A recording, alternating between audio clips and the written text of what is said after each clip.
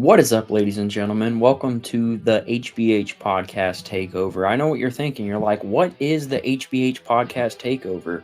Well, that's what I'm here for. I'm here to explain what this is. This is going to be exciting. Kind of a series within a series. You all know HBH podcast, not ending anytime soon, not necessarily changing anything. The HBH podcast takeover is going to be a series where I make these episodes somewhat long, aiming for about 25-30 minutes a piece. So with that being said, if you're listening, this is not going to be short. If you don't have 25-30 minutes to take out of your time, maybe you shouldn't be listening to this right now. I don't know. I don't know how many episodes this is going to be. At some point, the HBH podcast takeover will end, and I'll probably do it again at some point. But this is going to be a 2 to 3 day in a row podcast series within a podcast series, if that makes any sense. This one's going to be fun. I'm going to talk about John Carpenter, and a lot of people are probably like, again, because if you've been on my channel for a long time, I've talked about Carpenter a good bit, and I never get tired of talking about him because he's the reason I'm a horror fan, and we're going to get into that stuff. But I do want to mention something really quick. At the time of me recording this podcast, I am sitting at 1K subscribers, but just barely. I'm at 1,002 subscribers, so I may not be at this point, but if I still am over 1,000 subscribers, I probably haven't done my 1K subscriber celebration live stream. Not even sure if I'm going to do it. So I wanted to go ahead and say thank you to everyone who supports my channel. Hitting 1K subscribers is honestly a big deal for me because I wanted 1K subscribers ever since I started the channel. Now, I know that that's not a big number, but for me, it's a big deal because it means something. I always wanted to see this channel hit 1K, and we finally done it. So with that being said, I appreciate each and every one of you. I love the people who support my channel. We have great people on this channel, great community, especially when I do these premieres. There's a lot of people in the chat early. Everyone kind of talks to each other. We're all friends here, and it's an incredible thing. So I wanted to make sure I mentioned that because it really does mean the world to me. And I want to see this channel to continue to grow. So if you're new and you're a horror fan and you're kind of into the whole podcast deal, definitely subscribe because I've said this before on the channel too. I am a huge, huge podcast fan, and that's what this channel has kind of become. I'm still on camera here and there. I still might do some shorts and some regular videos, but this channel is basically a podcast channel, and I'm honestly not mad about that. I love being a podcast channel. It's a ton of fun. But I know some people don't like hearing the whole audio only podcast stuff, but I do this for people who want to listen to me in their car before work or listen to me whenever, you know what I'm saying? And I just wanted to be a podcast channel. I like turning on a microphone and just talking into it and talking about things that I love, which is obviously horror. So it's a lot of fun. If you're into audio podcasts, then this is definitely the channel for you. And I'm excited. Here we are for the first episode of the HBH podcast takeover. I wanted to do a podcast over John Carpenter. As I said earlier in this podcast, a lot of people probably already left. They're like, come on, this guy's talking about John Carpenter for the 100th time. But honestly, he had such a big impact on me, it's hard for me not to talk about him. And I just wanted to sit here and appreciate his work and the guy that he is. Now, I haven't met John Carpenter. I don't know him personally. I've seen interviews, and he just seems like a really down-to-earth guy.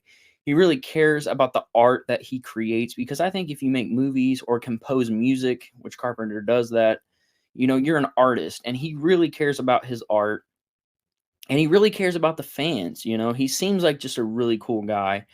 I would love to meet John Carpenter. I would do anything to meet that guy. I mean, pretty much his whole filmography I'm a fan of, and I don't really talk about all of his movies too much. I mostly talk about Halloween, just like every other Carpenter fan does.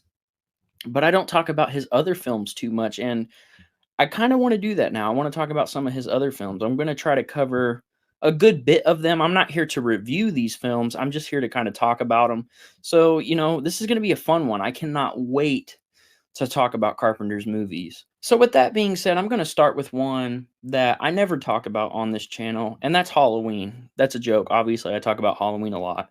I want to start off with Halloween, and you guys will know this information if you watch the Horror Runs Red documentary, which I hope a lot of you have. If you haven't, check out Horror Runs Red. I'll actually leave a link in the description to the documentary. It was a lot of fun making it.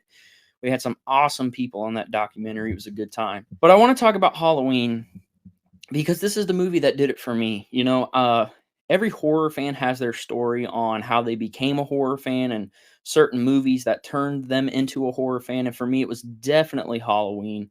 I remember watching Halloween on Fear Fest. I'm sure most of you remember Fear Fest because Fear Fest still exists. They still do it every year.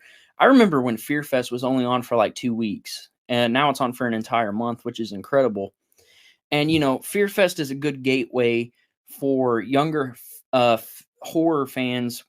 Wait, that didn't make sense. Fear Fest is a good gateway for younger people to become horror fans because a lot of the movies are cleaned up when it comes to like Friday the 13th. Because, as you know, Friday the 13th has a ton of nudity in it. So that's a good place for the younger people to become horror fans. And that's what happened to me because I've watched horror movies since I was 5. And, obviously at that point, I wasn't a diehard horror fan yet, but that's when it really started for me. That's when I was, I guess, exposed to those movies. And Halloween was on Fear Fest like it always is. They still show Halloween, and I remember being blown away. Obviously I was scared, but I wasn't scared to the point to where I what? I wasn't scared to where I couldn't watch it, but I was so intrigued, so interested in the story. I loved the character of Michael Myers immediately. And of course, at this point, I didn't even know who John Carpenter was. I'm 5. I didn't care about who directed it, who produced it, who wrote it,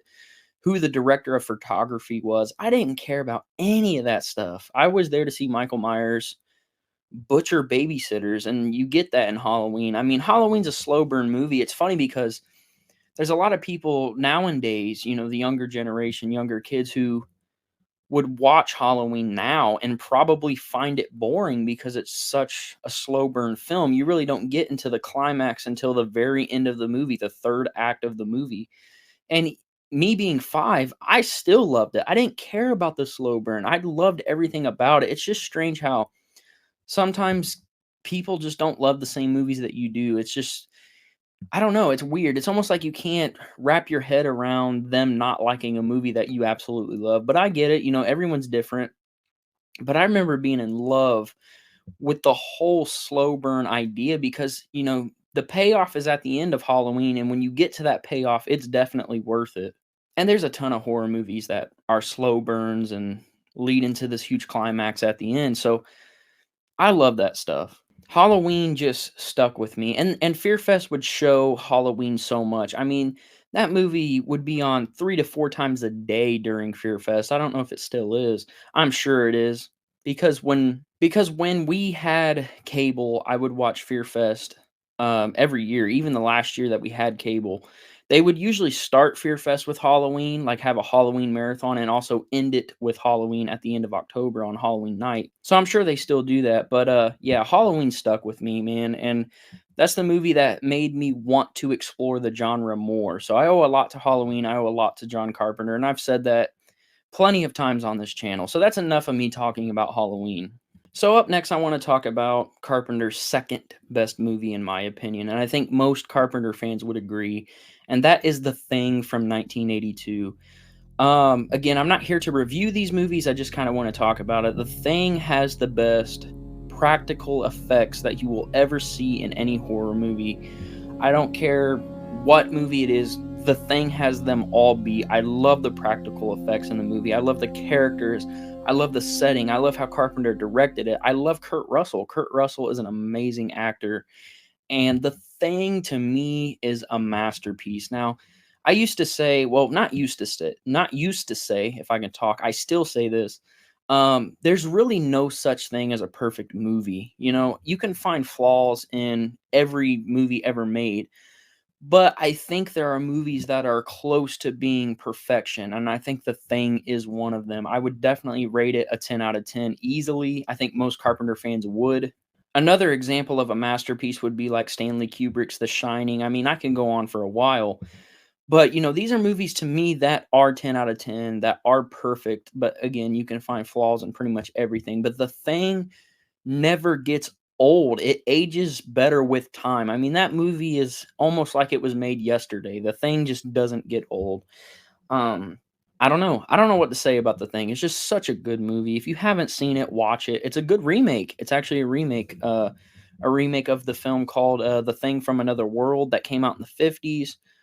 Some people probably don't even know that, but definitely one of the best remakes of all time. And usually remakes aren't great. This one is probably, well, not probably, it does surpass the original.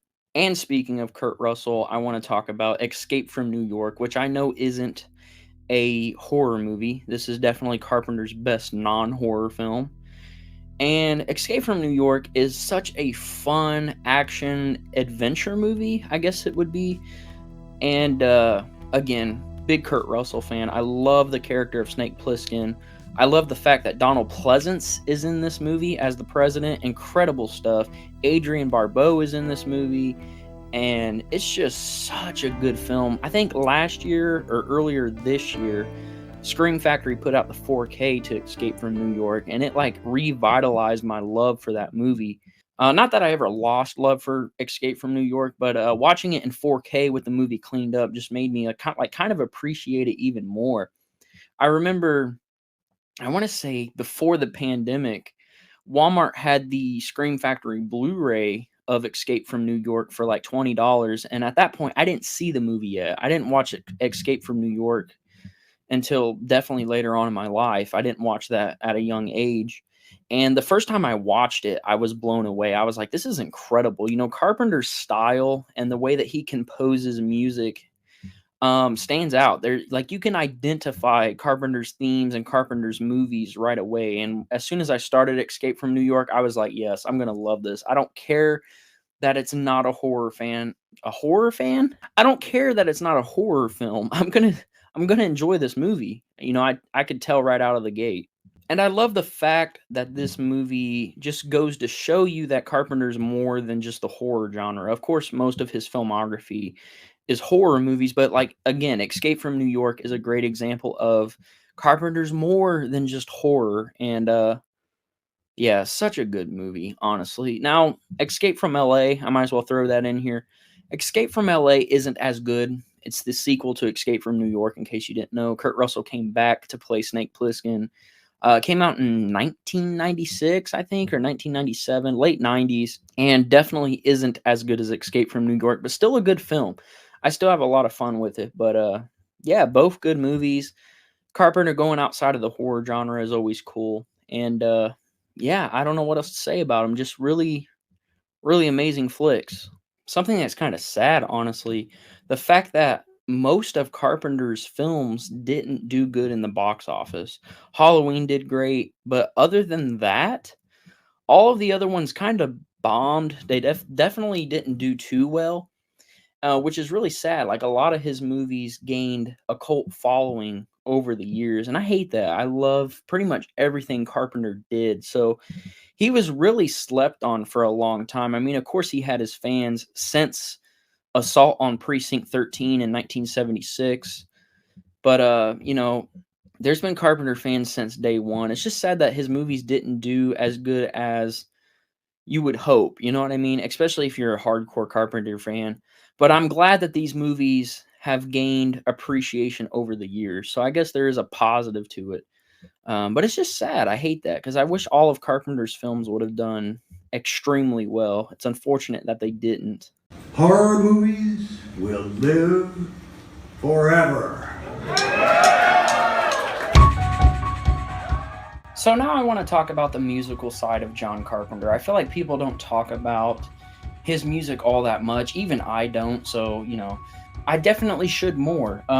So I think a lot of people know, if you're a Carpenter fan, that John Carpenter's music is more than just Halloween. Now, the Halloween theme is iconic. You don't even have to watch the Michael Myers movies to know what the theme is. Anybody can recognize it.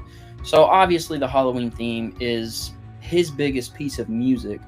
But as I said, if you're a Carpenter fan, you know that he's more than just the Halloween theme, Pork Chop Express from Big Trouble in Little China is amazing. Assault on Precinct 13 theme, I think, is very underrated. Escape from New York is amazing. Christine is amazing. Pretty much every theme that he's ever done is a great piece of musical work, you know. I don't think he has any bad music at all. Now, you can recognize any Carpenter theme if you're a fan of his, because he has this certain style. Not that his music all sounds the same, because it doesn't, but there's a style to Carpenter's music to where you can recognize it immediately. It's also like that with his films. If you watch a Carpenter movie and you're familiar with Carpenter's style, you can recognize it right away. And it's the same with his music. And I think that's a good thing, because his music's very different than anybody else. There's no other composer who creates music like Carpenter does. Carpenter has his own style, and that's what makes him stand out. His music is pretty much as good as his movies. And for those of you who don't know, Carpenter has music outside of films as well. He has Lost Themes 1, 2, and 3, which I've heard a majority of the stuff on those albums, and it's good stuff. I mean, Carpenter's always doing good work. His themes are they're just incredible, honestly. That's really the only word to describe his music. Okay, before I wrap up this podcast, I want to talk about some more of his films, and I want to bring up The Fog. The Fog is one that should always be brought up. When you're ranking Carpenter's movies, I think this should be definitely high on the list. You know, he got Jamie Lee Curtis back to be in one of his films after Halloween. The film has Tom Atkins. It even has Janet Leigh, Jamie Lee Curtis's mom. And it's a good creature feature film. It's kind of a mystery type movie because, you know, it's like, you know, what's in the fog. Also, Adrienne Barbeau is in The Fog. I forgot to mention that. But it's almost like, you know, what's in the fog? And then you get introduced to Captain Blake, and just everything about The Fog works. It's creepy. It's scary because, you know, obviously if a big cloud, I guess cloud is the right word. If a big cloud of fog was coming toward you, who knows what's in it? I mean, of course, there may not be anything in it at all, but that's still kind of a scary thought. It's always like, well, what could be in there? And I don't know. It's a good kind of a ghost film also, you know. It's a really fun movie. I love The Fog. You just can't go wrong with it. Not one that I watch a ton. I need to watch it a lot more. I'm a big fan of it, but I don't go to that one a lot, and I don't know why. It's not that I don't like it. I think The Fog is a masterpiece, but it's just not one that I go to a lot, unfortunately, and I need to start watching that a lot more. So let's talk about Carpenter's 90s work a little bit. A lot of people will say that in the 90s, Carpenter kind of fell off, which compared to his 80s work, the 90s was not great for Carpenter. But I do want to talk about In the Mouth of Madness, starring Sam Neill. In the Mouth of Madness, I don't care what anybody says. Halloween is my favorite movie by Carpenter, but I think one of his scariest movies, you know, one of his movies that is actually scary, is definitely In the Mouth of Madness. The whole scene with the kid that's on the bike, and then later on he becomes like an old man, is terrifying. That scene, something about the way that the so-called young/old man looks, it's on the screen right now, but this was just scary. I don't know. This movie just freaked me out. I love In the Mouth of Madness. I love the whole Sutter Kane idea. Obviously, he's a author, not Arthur, author, just like Stephen King. So, you know, you kind of get that going for it, I guess. Not sure what I'm saying. But In the Mouth of Madness is absolutely creepy and scary. I think it's his scariest movie for sure. And the 90s wasn't the best for Carpenter, but In the Mouth of Madness is definitely his, I guess, Halloween of the 90s, in my opinion. And then you got Vampires, which is just a fun time. Not a ton to vampires story-wise, but that movie didn't need a ton of story. It's just a lot of fun. You know, these vampire slayers trying to take out the master vampire and stuff. Just pretty simple, but a fun time. And it stars James Woods, which is really cool. But yeah, Carpenter's worked with a lot of awesome actors, some A-list actors, which is cool because, I mean, if you really look at Carpenter's career, I would say that Carpenter was never an A-list director, unfortunately, even though over the years he's been loved a lot more when it comes to his films and stuff like that. But he was never like an A-list director. So it was really cool that he got to work with some big names like Jamie Lee Curtis, even though, you know, without John Carpenter, she wouldn't probably even have the career that she has now. But, you know, he's worked with Jamie Lee Curtis, James Woods, Sam Neill, Who else? Donald Pleasance, of course, and so on. So I think now I'm going to wrap up the first episode of Takeover. This was awesome. I love talking about John Carpenter. Again, I wasn't here to review any of the movies. I just kind of wanted to talk about them a little bit and just appreciate Carpenter's work. If you guys haven't seen a lot of John Carpenter films, do yourself a favor and watch some. Go on YouTube, listen to some of his themes. I mean, just appreciate the man while he's still here. I love John Carpenter. I always will. He's my favorite director of all time. He's my favorite composer of all time. And I definitely wanted to do a podcast like this. I have done a video in the past on the channel where I did like a John Carpenter appreciation, but I wanted to do a HBH podcast over him because he's impacted me so much. Without him, I don't know if I would be the horror fan that I am today. I've said that on the Horror Runs Red documentary. But this was a fun episode to make. I liked just talking about his work and what he's done. And hopefully this podcast made you want to watch some John Carpenter movies or listen to some of his music. But yeah, with that being said, thank you, John Carpenter, for all the amazing films and music that you have given us. And this was an incredible episode. I think Takeover is a series I'll do again at some point. I want to do more of these in the future, not right away, because it takes a lot out of me to make these, honestly. Stay tuned after this premiere to see what the next HBH podcast Takeover is going to be. I'm going to go ahead and set that up right after this premiere ends. So I'm not going to tell you guys what it is. You'll have to check after this premiere ends, or if you're listening to this in the future, you can go ahead and listen to the next episode now. So with that being said, if you did enjoy this podcast, please leave a like and subscribe. That would help me out a ton, especially if you're into audio podcasts, especially if you're into people just talking about horror movies. This is definitely the channel for you. And I will hear from you guys tomorrow.